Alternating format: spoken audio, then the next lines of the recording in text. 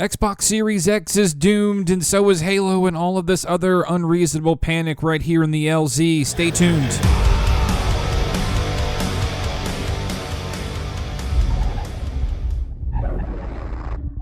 Ladies and gentlemen, welcome back to the LZ, and surprise, a non-No Man's Sky related video. That hardly ever happens in the channel, but if you know me, and if you follow me on Twitter at the LZ Tweets, you know that I, like you, are super excited for next generation consoles. I hardly think that my wife is going to let me buy both of them right out of the gate, so it's been tough deciding between the two. Full disclosure, I've been a finger quotes Sony pony this generation, just because really I bought that first, majorly because of the Xbox One reveal debacle, and I just kind of was over it at the time. But Phil Spencer and crew helped bring the Xbox brand back around with whatever little they had to work with, surprisingly. So Xbox is back in my good graces. I've enjoyed my Xbox One sporadically here and there, but to be honest, I've been really excited about what Xbox has been showing off lately for graphical capability, pro-consumer activity like Game Pass. But just yesterday, they had their big major games showcase, which showed quite a bit of titles, first of which ended up being Halo Infinite, and I gotta say, it's definitely a good-looking game in motion. The image quality is super crisp, so I really enjoy that. But right after the reveal, you'd think the world had ended. So upon further investigation and taking a look at the trailer, while the game looks great in motion, it's right now not something you want to stop and smell the roses for. Modeling comes with a surprising lack of texturing, which tends to be the biggest complaint, and I can see that for a next-generation console. In any other year, I would find that to be a pretty valid complaint. Now, functionally, I've almost always enjoyed Halo. It's always been a compelling experience for me, and I particularly love its multiplayer just because of the sort of scientific formula that goes into that gameplay. It isn't just such a run and gun more than it is sort of a dance between other players. And even though the campaigns have been a hit and miss experience, I could admit that they have a special place in my heart for at least Halo 3, Halo Reach, the first Halo, and Halo 5 was rather disappointing in that sort of epic scale that Halo generally provides, which is why I'm pretty excited for the direction that Halo Infinite is going. Now, like I said, any other year, this kind of criticism would definitely carry some weight, and generally, I like to let the gamers sort of try to find their reason in things. Console wars, in my opinion, sort of ended in 2006. I love all consoles. I own them all. I own a PC as well. I love gaming on all of them. I try not to have a preference, but, when you're poor during a pandemic, you only got but so many choices you could make, right?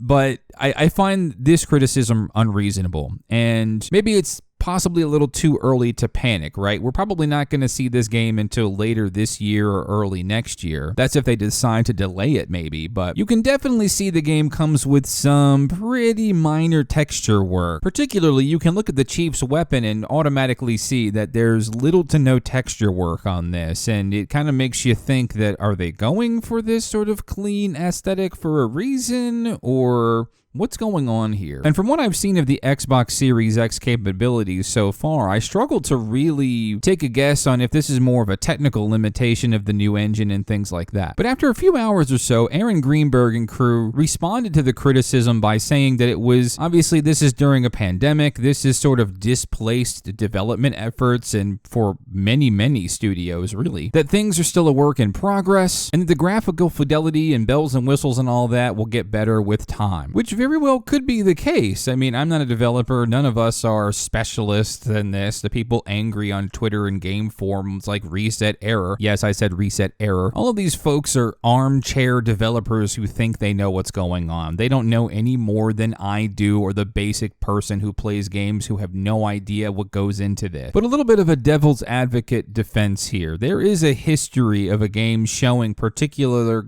graphical fidelity and then having it being massively downgraded. That was definitely a big thing last gen and certainly this gen when it comes to graphical bells and whistles and image quality that definitely differs from what the game launches as. Come on, this is a No Man's Sky channel. We definitely know what that means around here. So it's obviously not a surprise that gamers in the industry are particularly jaded when it comes to how games are shown. Obviously, this is a bit of a reverse thing that's happened, so it'd be quite refreshing to see a game that's actually shown during a pandemic in the middle of July with maybe less than stellar graphics actually launch with way better graphics at the end of the day. Now, of course, they're going for 4K resolution and 60 frames per second, which is something I always appreciate. But of course, I wouldn't mind options either. I wouldn't mind being able to play the game at 1080p on my 4K TV and have better shadows, better textures, better bells and whistles, cleaner super sampling, and things like that. I wouldn't mind that being a choice. That's definitely